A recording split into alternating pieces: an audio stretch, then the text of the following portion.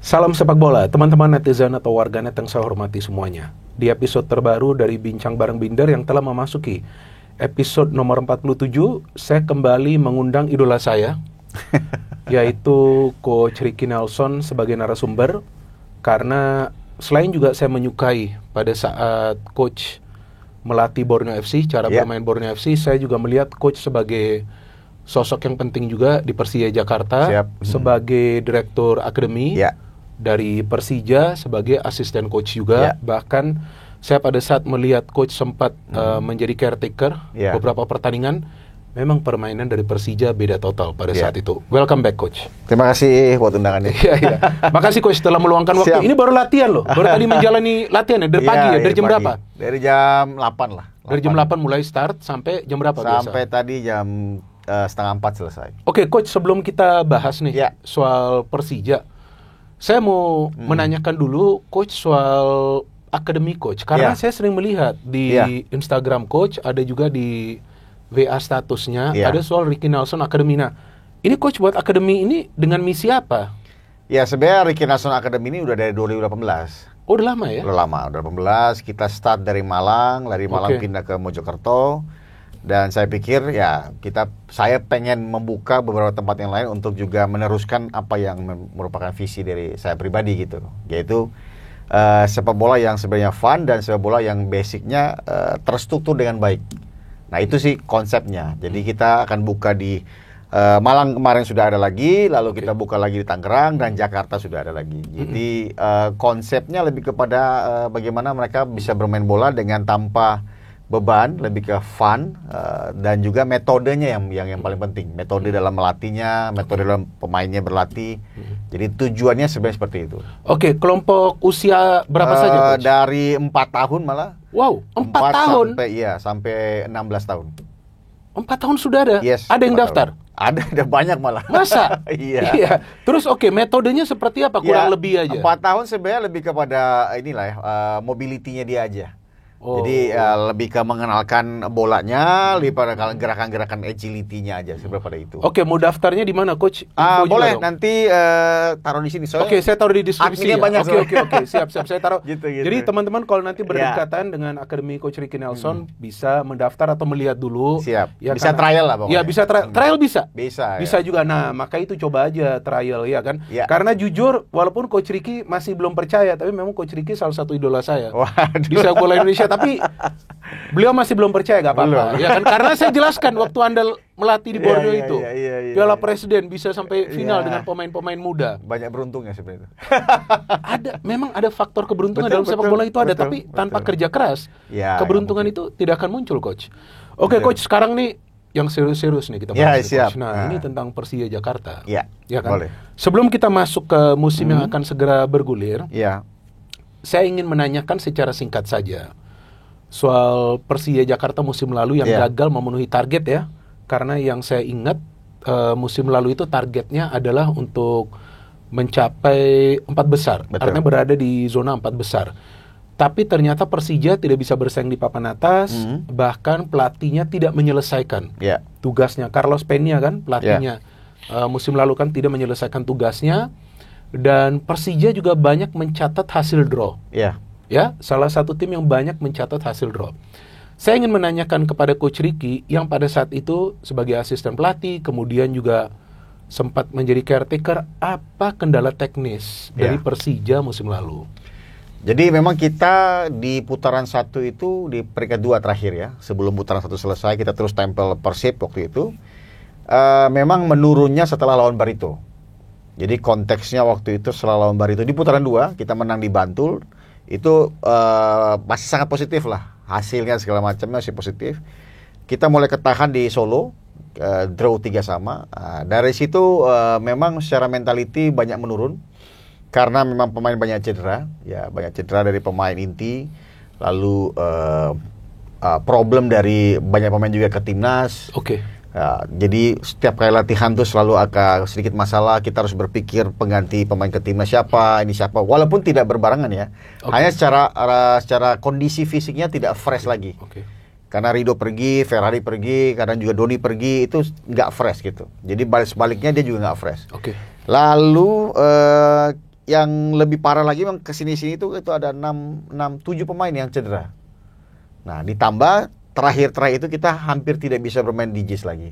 Ya, betul. Ya, jadi memang problem-problem itu yang membuat akhirnya tim secara teknis itu begitu satu game, 2 game, ketiga game nggak bisa menang, itu sulit sekali naiknya.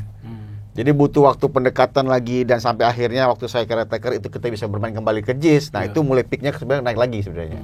Hanya ya itu udah game keberapa gitu terakhir ya. Iya betul, udah jelang akhir musim. Ya, jadi setelah lawan Solo, kita terus bermain di Patriot berapa kali, lalu di Patriot hasilnya nggak pernah bagus, bahkan kita nggak pernah menang di Patriot karena draw terus. Oke.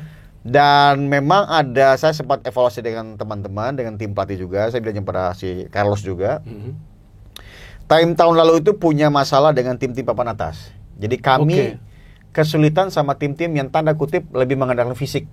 Oh begitu ya Coach? Yes, itu memang secara teknis kita menghadapi hal itu. Oke, sorry saya interupsi. Fisik maksudnya permainan fisikal? Jadi agresif? Fisikal, ya. Jadi waktu itu yang sulit kan seperti Persib itu mereka sangat kuat.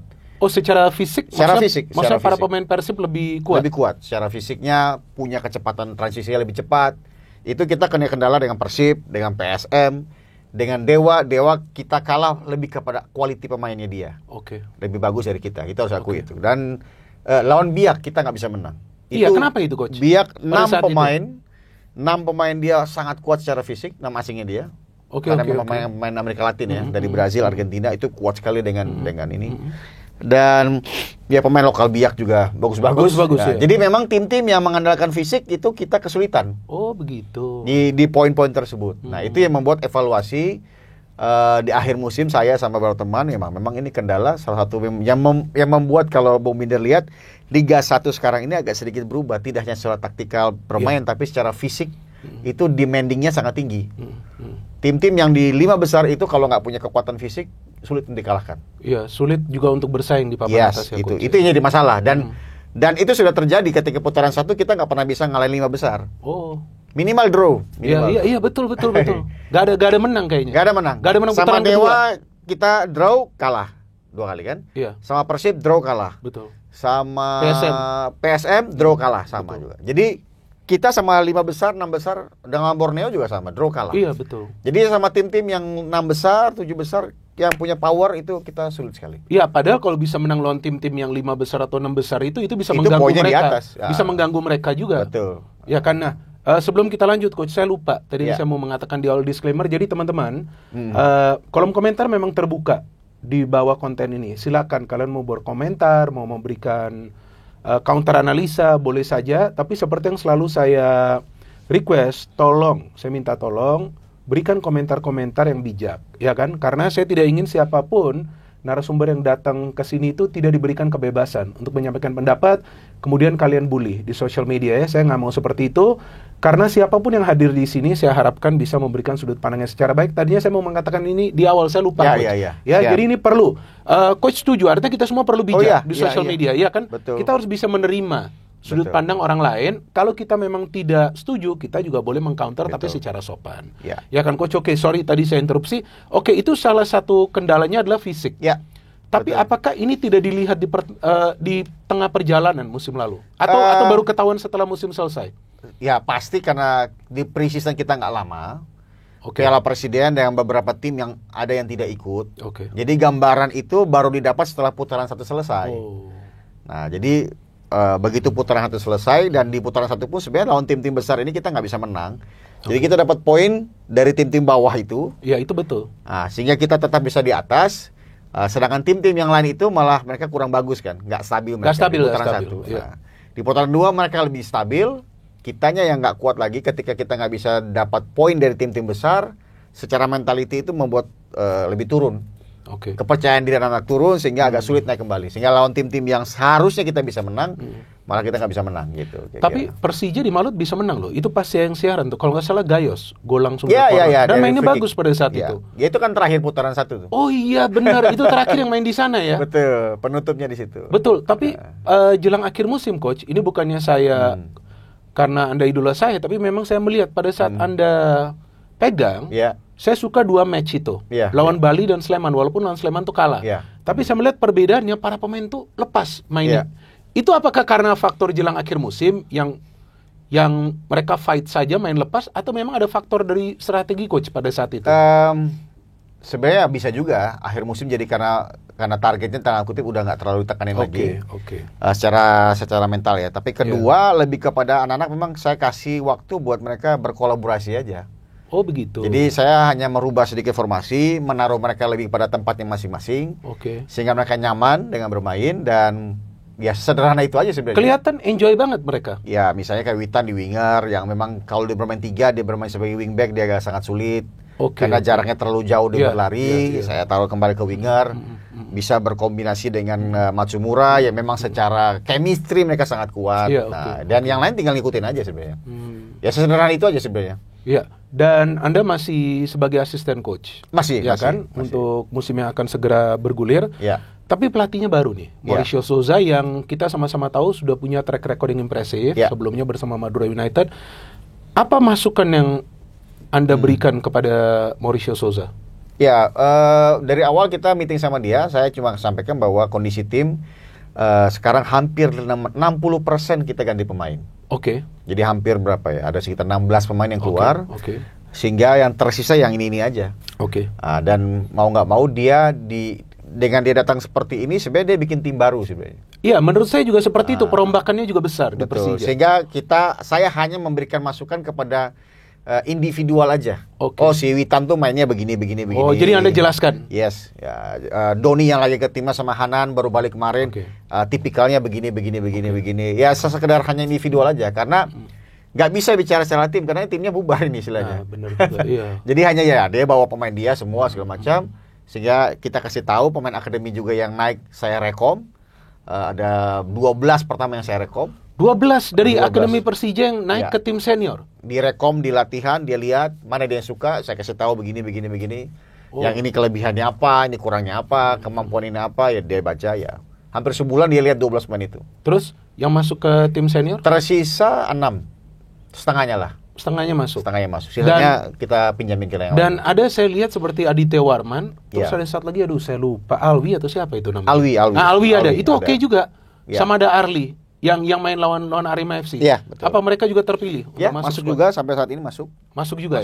Jadi artinya untuk musim yang akan segera bergulir, selain adanya banyak pemain baru, pemain-pemain dari akademi juga akan diberikan kesempatan untuk menunjukkan performa mereka. Betul.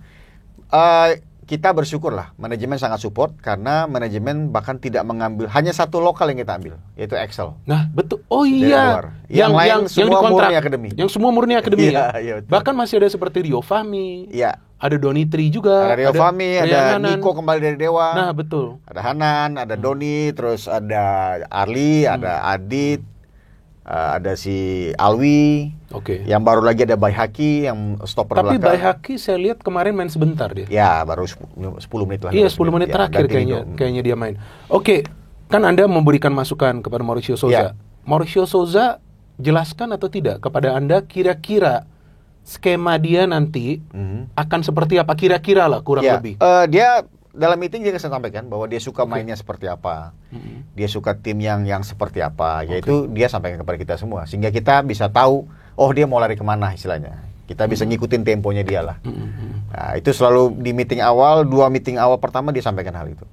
Saya melihat lawan Arema FC mainnya 4 pemain bertahan. Ya. Jadi berubah dong. Dari 3 musim terakhir kan mainnya kan sebelumnya kan 3 center back. Ini sekarang mau main 4, maksudnya mau main seperti apa Coach? Apakah tetap ball possession, atau main transisi, atau memang attack dia frontal? Soal formasi memang ya nggak akan beda jauh dengan waktu Arema ya, karena memang back 4 kayaknya tahun ini. Kita tidak, tapi bisa aja kemungkinan bisa jadi 3, bisa aja. Tergantung. Tapi tergantung. Kayaknya basicnya tahun ini main back 4 gitu. Jadi itu intinya seperti apa dia masih melihat lawan-lawan juga sebenarnya. Dia masih membaca, karena kadang-kadang latihannya ya ada yang attacking, kadang juga ada latihan defending. Jadi sebenarnya tergantung lawannya juga mau dihadapi siapa gitu. Dan pemain-pemain asingnya ini semuanya dari Brazil loh. Yes. Betul kan pemain-pemain asingnya, karena Rio yang bertahan di sana dari skuad sebelumnya, dari musim lalu lah. Betul. Dari 2 musim sebelumnya kan Rio bermain, tapi semuanya ini Brazil ini 10, 9 Brazil. Ada yang datang kan? Yang terakhir nih Maxwell. Ya, 10 kan berarti. Iya, 10. 10, 9 Brazil, 1 Jepang berarti kan. 1 Jepang ya. Gustavo juga masih bertahan kan? Iya, masih bertahan sama Eduardo. Nah, dengan banyaknya pemain Brazil seperti itu, sebetulnya di pikiran dari Mauricio mau seperti apa? Karena waktu di Madura gak semuanya Brazil, Coach. Ya, betul. Ya kan, di pikiran dia maksudnya, apakah udah kita main nyerang aja nih? Karena para pemain Brazil kan mau gelandang bertahan pun maunya ke depan terus, seperti Van Basten itu mana ada di tengah, Coach. Gak tau ya lawan Arema ya. Lawan Arema ya. Bahkan itu karena dia ada gol pertama dari Axel. Iya. Karena dia memang box to box kan. Nah, pikiran dia seperti apa, Coach? Mana tahu kadang-kadang ada brainstorming dengan Coach sebenarnya Ricky. Mungkin karena dengan dia bawa pemain sendiri dari Brasil, mungkin lebih mudah dalam hal komunikasi. Pemahaman apa yang dia minta. Karena mungkin di awal kan isunya kan 8 ya main. Isu kemarin awalnya 8. Terus dikurangi jadi 7. Jadi mungkin dengan 8 itu kan udah hampir udah 80%. Iya, betul. Komunikasinya udah 80%, kan cuma 3 aja yang dari luar istilahnya. Lebih mudah. Lebih mudah. Terus taktikalnya juga lebih gampang istilahnya buat dia, mereka sudah ngerti segala macam. Ya mungkin itu sih yang dia pengen, karena kan dari presiden, dari manajemen memberikan keleluasaan buat dia memilih pemain. Dan yang saya baca banyak berita, Persija itu menebus kontraknya. Ya, ada beberapa pemain emang ditebus kontraknya. Karena kontraknya mereka tuh habis di bulan November tahun ini. Oh, jadi harus dibeli ya? Harus dibayar buat beberapa bulan ke depan. Ya, oke. Dan yang menarik, Coach, ada masuknya Jordi Amat. Ya. Ini menarik sekali karena kan dia label timnas ya. Betul. Dan di belakang kalau main back four, artinya Jordi dengan Rizky Ridho. Iya. Nah, ini Jordi ini seperti apa komunikasinya dengan Ridho? Karena di timnas kan sudah lama juga. Dia gak mendapatkan menit bermain. Dengan adanya 2 pemain berlabel timnas, ini memberikan kepercayaan diri juga dong. Iya, sangat bagi back four. Ya. Jadi Jordi sebenarnya lebih kepada apa ya? Saya sebut mentornya Ridho lah. Oh, begitu. Mentornya Ridho. Jadi dia bisa handle di belakang. Komunikasi ke Ridho dan harus apa Ridho bikin, karena memang secara pengalaman ya pasti Jordi jauh lebih tinggi daripada Ridho kan gitu. Jadi ini kombinasi antara pemain senior, tidak terlalu senior, tapi pemain yang punya experience dan pemain yang ya Ridho masih kita berkembang anggap lah pemain ya. yang juga terus berkembang untuk mendapat pengalaman yang lebih gitu. Jadi ya perpaduan yang cocok lah sebenarnya. Jadi sejauh ini berjalan dengan baik. Semoga ya di game pertama besok bisa maksimal lah. Ya, game pertama pas ketemu mantan lagi. Tapi nanti itu kita bahas nanti itu menarik, itu yang saya ingin bahas dengan Anda. Oke. Tapi ini yang saya ingin menanyakan kepada Anda nih, sepertinya kalau saya melihat di permainan lawan Arema FC, kayaknya Persija akan pakai playmaker nih. Sudah lama nih Persija gak pakai playmaker nih. Karena sebelumnya selalu sayap nih. Saya melihat lawan Arema FC ada serangan dari sayap, itu bukan artinya gak ada, tapi saya melihat dari pertandingan lawan Arema FC sepertinya Franka nih kuncinya di tengah nih. Dan saya suka juga permainan dia, jujur saya suka, karena cara dia kontrol bola tuh enak banget. Dan dia apa tuh namanya, gak boros ya. Maksudnya begini, dapat bola efektif tuh pembagiannya. Nah, Anda melihat pemain ini seperti apa? Ya memang dia dicari buat posisi nomor 10. Oh, memang itu ya, Coach? Karena memang informasi yang pertama adalah Matsumura lebih ke winger buat dia. Sehingga dia mau membawa pemain nomor 10 tanda kutip. Jadi ya memang itu posisi Franka gitu. Jadi ya playmaker, bermain antar lini, pemain yang simple ya. Seperti apa yang sudah ditunjukin di lawan Arema ya, itu. Dan dia cetak gol. Ya, syutingnya dia, jadi memang pemain yang lebih pada positioning, pemain yang lebih pada kombinasi play, itu yang memang dia bawa. Dia bawa ke Persija. Kalau Van Basten Souza ini gelandang bertahan tapi kidal ya. Keras juga kidal. Ini pemain. Anak-anak panggil dia Hulk. Iya, gede ya badannya. Karena kuat dia. Iya, kuat. Memang di kuat. Latihan gimana dia? Memang kuat. Body charge-nya kuat sekali. Jadi memang dia diperlukan di tengah sekarang. Karena Persija musim lalu gak ada kan? Siapa gelandang bertahannya siapa? Gak ada kan? Gak ada. Gayos sama ada. Siapa itu yang dari Spanyol, Coach? Ramon. Tapi dia beda. Dia bukan style. yang Makanya saya bilang itu yang salah satu kelemahan tahun lalu dan mungkin tahun ini ditutupin. Oh, dengan Van Basten. Ya, jadi memang tahun lalu kita nggak punya pemain box to box, kita panggil yang lebih kerja karena lawan kita seperti itu. Nah, betul. Di liga kita lawan kita hampir semua gelandangnya tuh kerja semua. Kuat semua. Kuat dan kalau nggak bisa menang di tengah, sulit buat kita bisa menangin pertandingan kan seperti itu. Jadi Ya mudah-mudahan dengan adanya pemain seperti ini, tipikal seperti ini tuh bisa buat lebih stabil lah di tengah. Di tengah ini. Betul. Ya. Apalagi kalau memang nanti Persija mau mainnya attacking kan. Ya, perlu pemain yang bisa filter. Ya. Tapi yang menarik lagi nih soal Axel yang tadi Anda katakan, satu-satunya pemain lokal yang memang dikontrak sebagai pemain baru. Ya. Karena setelah dia mencetak 2 gol lawan Arema FC, langsung rame di medsos. Bahwa panggil aja dia ke timnas untuk round 4. Kan rame seperti itulah narasinya. Tapi saya menjelaskan ya itu baru partai uji coba. Iya kan? Nah, coach melihat Axel nih sebagai pemain yang bisa memberikan kontribusi dalam hal apa? Oke lah, memang dia mencetak gol, tapi sebetulnya di Barito kan dia bukan goal getter juga.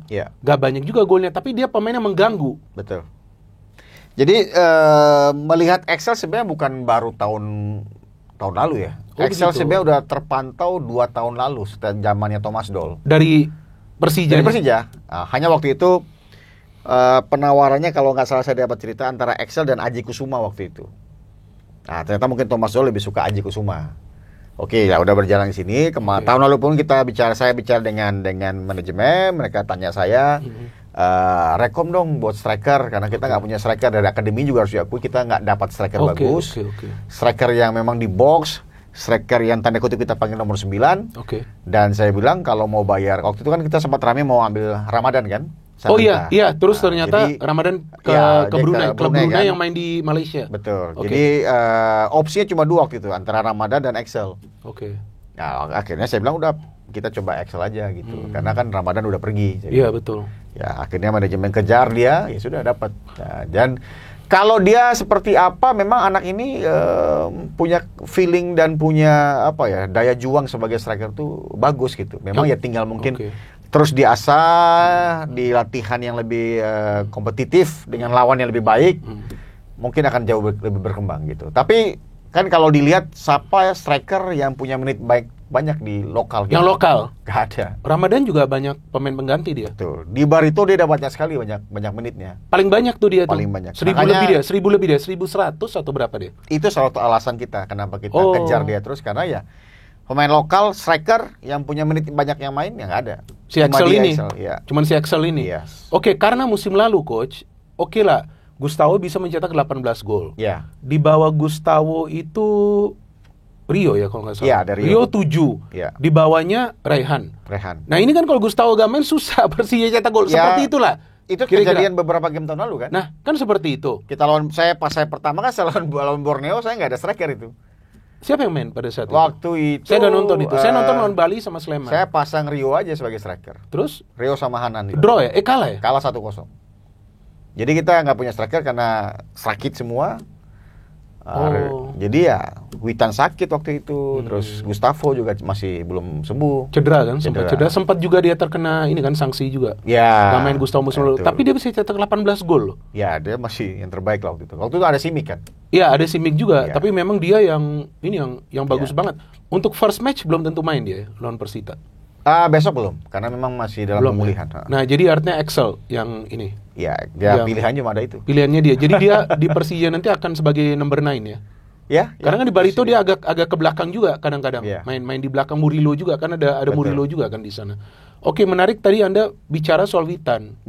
Karena Witan musim lalu juga pemain yang penting tapi performanya naik turun ya. Musim lalu ya kan. Tapi lawan Arema FC oke dia mainnya. Ya kadang-kadang kan waktu pemain itu kalau tidak bermain dalam posisi ideal dia memang sulit juga. Bukan berarti dia nggak bisa ya. Memang Witan hampir 2 tahun itu struggle dengan kita, dengan Persija, karena memang sistem bermain Persija yang memang nggak terlalu mengenakan buat dia bermain. Oh begitu. Bukan dia nggak happy, dia happy aja. Cuman posisinya itu coach. Memang dia nggak sempat dia ke Bayangkara ya? Iya, sampai Bayangkara. Dipinjamkan. Tapi juga nggak naik juga di situ. Iya betul. Jadi mudah-mudahan dengan tahun ini dengan formasi yang terbaru balik lagi seperti main 4, dia kembali pada posisi dia, itu bisa membuka pintu timnas lagi buat dia kan gitu. Karena memang itu yang dia sampaikan. Dia pengen buktiin lagi supaya siapa tahu dia bisa kembali panggil lagi kan gitu. Tapi di posisi dia sebenarnya persaingannya banyak karena ada pemain yang dari bangku cadangan itu coach yang saya suka, Alan tuh. Alan itu fleksibel banget pergerakannya. Alano. Itu bagus banget tuh dia. Ya dia memang main di Serie B Brasil kan. Oh, dia Serie B Serie Brazil. B. Jadi kualitas memang ada. Memang ada ya? Memang ada kualitas. Tapi dia masuk sebagai pemain pengganti. Dia ini ya, baru datang tuh kemarin tuh. Oh, dia baru datang. Makanya dia masuk. Tapi dia yang paling merepotkan defense-nya Arema FC. Iya. Kita udah jarang loh lihat pemain seperti dia. Ya, dia bisa winger, bisa second striker. Second striker juga bisa dia. Pemain bagus sebenarnya. Oke, kalau di tengah sudah ada gelandang bertahan, sudah ada playmaker, di depan ini sudah oke. Ya. Di defense, ya saya pikir sebelah kiri itu kan kemarin Nico kok bisa main di sebelah kiri ya, karena memang kemarin itu kita kekurangan bek kiri. Tapi si Alan masuk ya. Tapi Alan masuk babak kedua. Itu baru datang. Sama juga sama karena juga dia baru hadir sama juga. Alano. Betul. Baru 2 kali. Alan sekali latihan, Alano malah nggak sama sekali latihan. Jadi baru tiba. Tapi lebih kompak mereka mainnya. Ya, lebih kepada enak karena itu tadi komunikasi. Oke. Semuanya memang staffnya bahasa sama, ya mereka lebih nyaman aja. Lebih enak mainnya. Betul. Dan dilihat crowd Big G's kan enak gitu kan. Iya. Dan ya, jadi leluasa aja dia main gitu. Oke, kita sudah bahas depan, tengah, belakang, tapi kiper. Iya. Nah, kiper ini ada 2, Andri Tani dan juga Eduardo. Musim lalu silih berganti juga. Mereka lawan Arema FC juga silih berganti. Iya. Nah, ini number 1-nya kalau feeling saya, mungkin saya salah kan, sepertinya Eduardo nih. Ya sebenarnya kalau kiper nih kan dua-duanya punya kualitas yang sama. Itu, sebenarnya. Sehingga tergantung nanti head coach sama pelatih kipernya mau kasih kesempatan yang mana aja. Oh, jadi belum fix ini coach? Belum ada. Belum fix? Ini dua-dua di latihan juga bagus-bagus juga. Jadi ya dilema juga dong. Ya. artinya siapa yang dipilih performanya harus tergantung bagus. Nanti dilihat tergantung lawannya sih. Lawannya stylenya apa? Ya itu yang mungkin akan dilihat gitu. Oh, style yang ini yang dipasang, style yang ini ini pasang. Ya bisa aja gitu. Berpengaruh coach untuk kiper? Pasti dong, pasti. Tergantung lawan gitu. Bisa. Tapi ball distribution-nya 2 kiper ini bagus. Ya, oke, nggak ada masalah. Sama-sama juga. Oke, artinya Persija bisa dikatakan sudah membentuk kedalaman skuad dong. Sebenarnya cukup komplit lah tahun ini. Dibanding tahun lalu jauh lebih komplit tahun. Lebih komplit untuk musim ini. Lebih dalam lah. Lebih dalam karena kan pemain muda-muda kita juga akhirnya menurut saya beberapa mendekati peak mereka. Sekarang ini kayak Hanan udah lebih naik lagi. Apalagi dia udah main di U23 kemarin kan? Ya, kepercayaan diri udah beda, mentality udah beda, touch-nya lebih beda lagi. Jadi tahun lalu itu menurut saya udah mau hampir naik dan mudah-mudahan tahun ini ya peaknya dia. Ya, dan musim lalu dia lebih banyak masuk sebagai pemain pengganti tapi cetak gol. Ya. Lebih sering dia cetak gol sebagai substitute, super sub dia. Betul. Tapi kan dengan dia di U23 saya melihat dia main 90 menit. Itu yang jarang terjadi di kita tahun lalu. Nah, semoga tahun ini dia bisa main 90 menit gitu. Karena tahun lalu memang selalu dia 60 70 kita ganti terus. Tapi surprise-nya di timnas dia 90 bahkan sampai 120 kemarin. Kuat banget. Ini kan berarti progres dia luar biasa. Iya, tapi pertanyaannya coach, dengan begitu banyak pemain yang sekarang masuk ke Persija, apakah para pemain muda Persija yang sekarang sudah kelihatan ya bersinar ya, seperti Doni, seperti Raihan, bisa gak mereka mendapatkan menit bermain dengan sekarang? Ya artinya begini, Persija kan sekarang perombakannya besar, banyak pemain-pemain baru. Tapi Raihan dan Doni ini kan pemain muda ya. Yang sebetulnya musim lalu juga silih berganti lah masuk tim karena Doni apalagi untuk timnas kan U20 kan. Tapi Raihan lebih banyak masuk sebagai substitute. Nah, dengan sekarang ketatnya persaingan ini, bagaimana caranya dari tim kepelatihan untuk juga memberikan mereka menit bermain? Artinya apakah sudah disiapkan rencananya untuk para pemain muda ini coach? Sebenarnya sih itu semua dilihat di latihan sebenarnya. Dan di kita yang terlihat memang kalau memang dia bagus dia pasti main sih sebenarnya.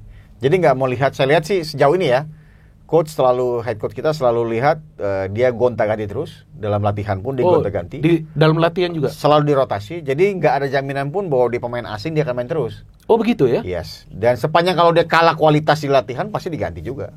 Jadi mereka tetap punya kesempatan. Jadi fair. Jadi sangat fair. Oke. Itu yang terlihat selama kita udah mempersiapkan 2 bulan ya. Dari Juli kemarin sampai sekarang gitu. Jadi ya beberapa kompetitif, khususnya di winger kita tuh kompetitif. Banyak sekali pemain di sana kompetitif. Jadi sehingga saya lihat tidak akan terganggu dengan misalnya satu asing nggak main. Karena ya masih ada yang lain. Itu juga penting. Masih ada Witan, masih ada Arli, masih ada Hanan, masih ada Doni, masih ada Levi yang terbaru, Jihan Palevi, Arli. Ya Arli, ya, kita ada 6 winger. Oh banyak loh, winger. 3 kiri kanan, 3 kanan. Jadi tergantung aja sama pemain. Jadi sebetulnya kekuatan Persija itu sebetulnya di wing ya? Ya, karena memang kualitas dari yang datang naik ke atas banyak winger kita dapat. Oh banyak winger gitu. ya coach. Kalau striker udah susah ya coach ya sekarang? Ya ini memang satu kendala klasik. Kita di akademi baru memproduksi striker itu masih dari 2008, berarti 17 tahun. Wow. Ada beberapa striker yang kita lagi siapin. Oke. Tapi mereka menurut saya belum cukup umur lah. Oh begitu ya coach ya. Belum Masih terlalu muda. Masih butuh waktu buat mereka butuh waktu buat pengalaman. Secara fisik dulu masih bertumbuh lagi.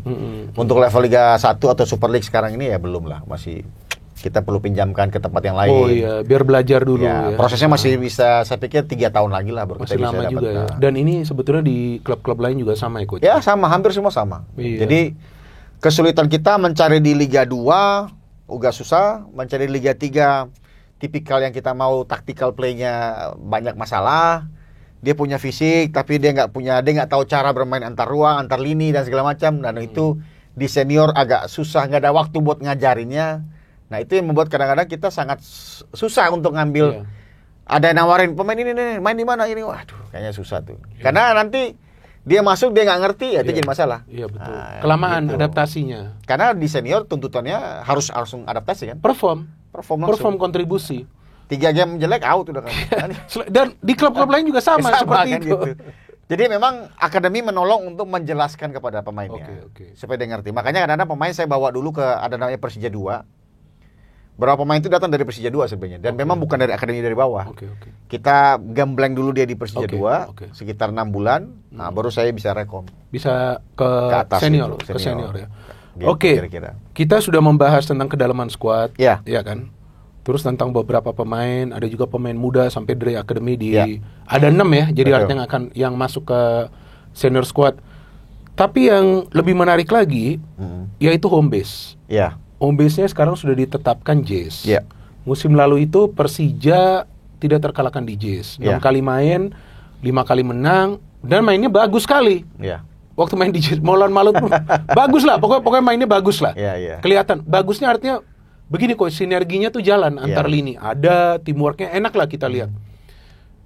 Memang faktor JS ini besar coach bagi Persija. Saya ingin tanya itu dulu ke coach, karena coach di pinggir lapangan. Kalau saya kan nonton dari TV. Betul. Ya apa ya, enak aja. Pertama kita merasa bahwa oke ini area kita. Terus bisingnya suara itu benar-benar di telinga. Jadi kalau saya ngomong sama Bung Binder misalnya di lapangan, itu nggak bisa ngomong bising-bising, nggak ada, mesti teriak. Meskipun jarak dekat. Walaupun dekat ini kita harus ngomong teriak. Karena bising banget emang. Jadi benar-benar dekat. Terus saya nggak mungkin teriak orang di ujung tuh nggak mungkin. Jadi selalu lewat orang terdekat, suruh kasih tahu dia di sana, atau bahasa isyarat segala macam. Dan itu berpengaruh untuk para pemain tim lawan. Sangat berpengaruh. Mereka nggak bisa komunikasi satu dengan lain karena dia harus ini, dia harus ini. Dan ya di situ confidence kita tinggi banget anak-anak. Jadi anak-anak sangat tinggi, percaya diri banget. Walaupun kita sebenarnya juga nggak terlalu akrab dengan lapangan ya sebenarnya. Nah itu karena kan jarang. Iya, nggak pernah latihan di situ, malah langsung main aja kan gitu. Iya. Tapi ya karena situasi itu membuat mentality sih lebih kuat di situ lah. Di situ ya. Jadi semua percaya diri aja untuk main. Dan lebih banyak gol yang bisa dicetak, lebih banyak chances yang bisa di-create oleh Persija. Karena salah satu keuntungan dari JIS adalah lawan tadi itu komunikasinya sangat sulit mereka. Jadi susah juga mereka jalanin susah game buat plan-nya. dia bisa organisasi. Nah, tapi bagi para pemain Persija gimana? Ya enak malah. Masa? Jadi kadang-kadang confident aja, terus udah tahu aja ini nanti lari ke sana, ini lari ke sini udah tahu aja. Oh, jadi itu yang bedanya ya, coach ya. Itu. Nah, maka itu kemarin dikejar terus ya untuk dapat home base JS ya. Iya. Nah, sekarang dengan bermain di JS, ya artinya kan peluang untuk mengejar target nih, untuk menjadi juara nih kan lebih tinggi. Iya. Tapi kan coach dengan punya home base itu kan tidak menggaransi. Betul dong? Nggak bisa menggaransi punya home base kemudian akan menjadi juara. Tapi kan selain itu juga diperlukan strategi dan memanfaatkan home base itu untuk meraih kemenangan. Iya, betul. Nah, yang ingin saya tanyakan, oke lah, kalau main di JIS, tentu kemungkinan Persija akan bermain lebih terbuka karena home base, ya kan? Seperti yang Anda katakan enak.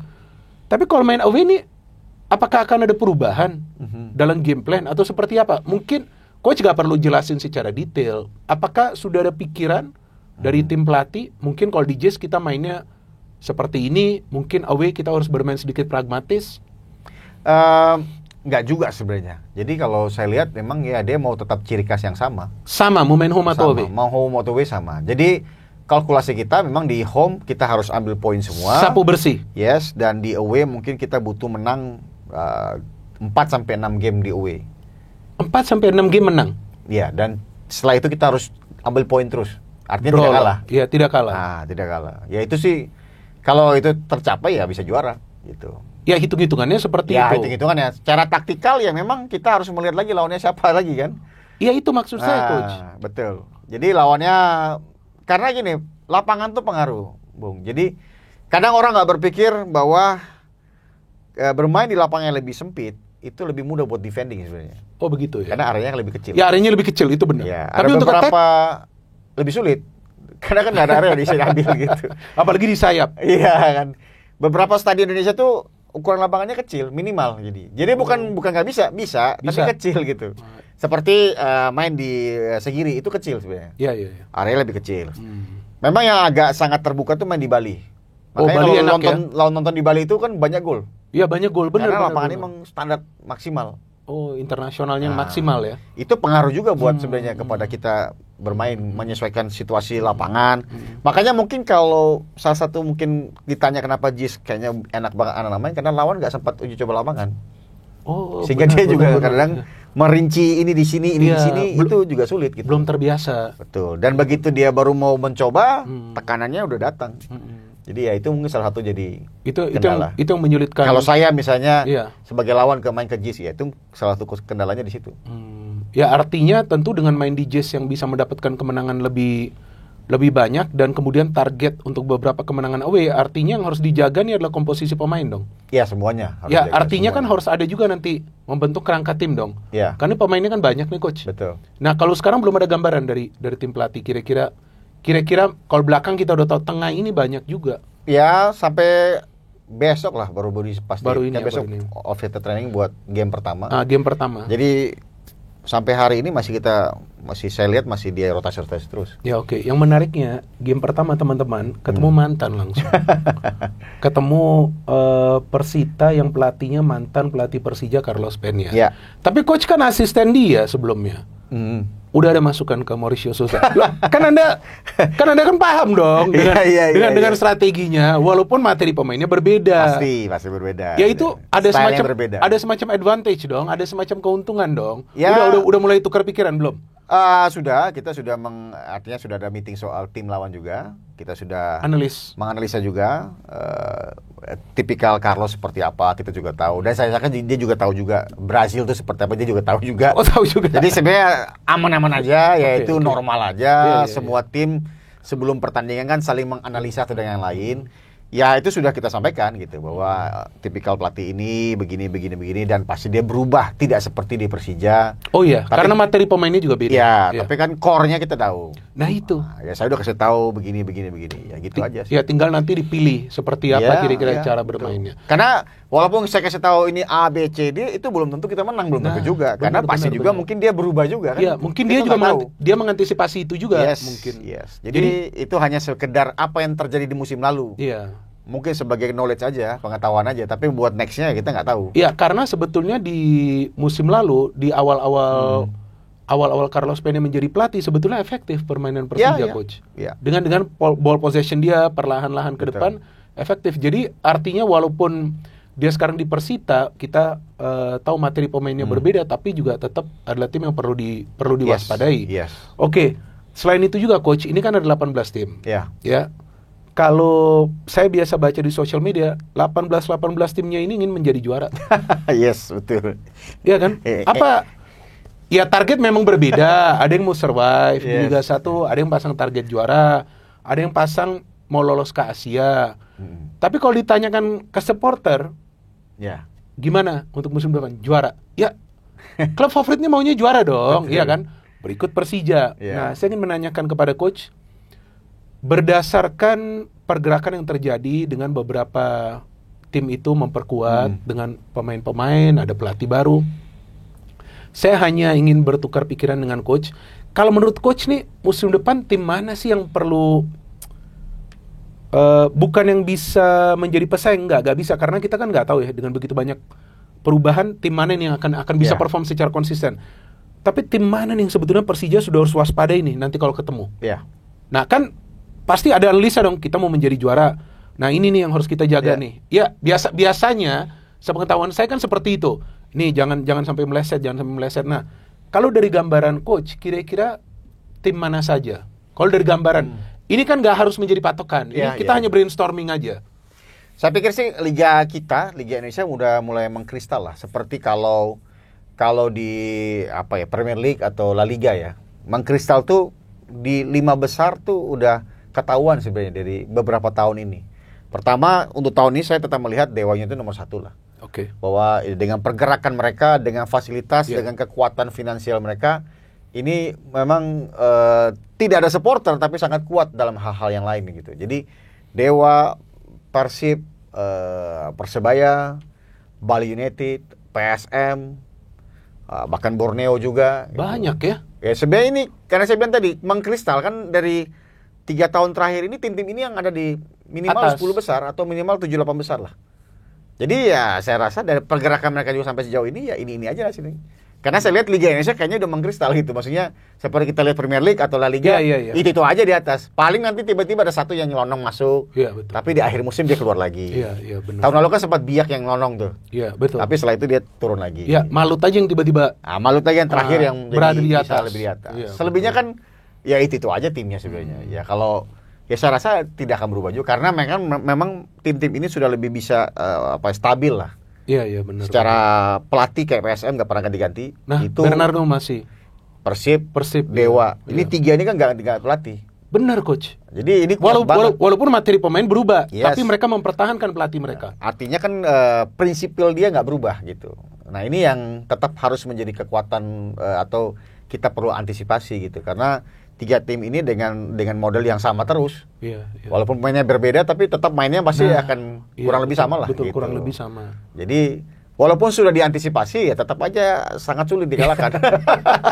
Karena musim lalu lawan Dewa, lawan Persib, lawan PSM, Persija memang kesulitan, iya kan? Betul. Nah, itu yang menjadi catatan. Jadi menarik sekali diskusi dengan Coach Ricky Nelson, tapi ini pertanyaan terakhir. Iya. Persija sudah siap?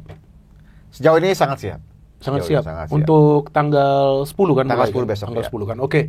Jadi sudah selesai diskusi saya dengan Coach Ricky Nelson, sangat informatif.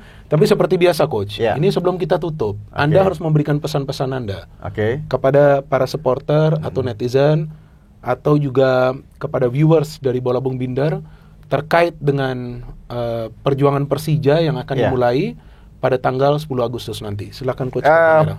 Untuk semua pendukung Persija, Jackmania dan juga para supporter dari Persija, dukung terus Persija di Jakarta dengan kompetisi BRI Super League ya. Dengan pertama kalian datang ke stadion memenuhi JIS kalau kita home karena support dari kalian semua itu menjadi kekuatan buat kita untuk tim pelatih dan juga para pemain. Kedua, support terus di sosial media dengan berkata-kata yang sopan, yang normal, tidak mengandung provokator dan segala macam supaya Persija juga image-nya makin harinya makin lebih baik karena ini menunjang kita nanti kalau manajemen cari sponsor lebih mudah. Nah, itu kira-kira. Jadi 2 hal itu aja, datang ke stadion penuhi saat kita home dan sehingga ini menjadi kekuatan kita, dan kedua tetap bersikap baik supaya image dari klub Persija tetap terjaga sehingga bagus buat manajemen. Makasih. Ya, very good. Oke, ini kita mau tutup. Slogannya jangan lupa dong. Oke. Ikutin saya. Oke, no hate, no politics, only football, salam sepak bola. Salam sepak bola. Ini yang udah mantap. Makasih.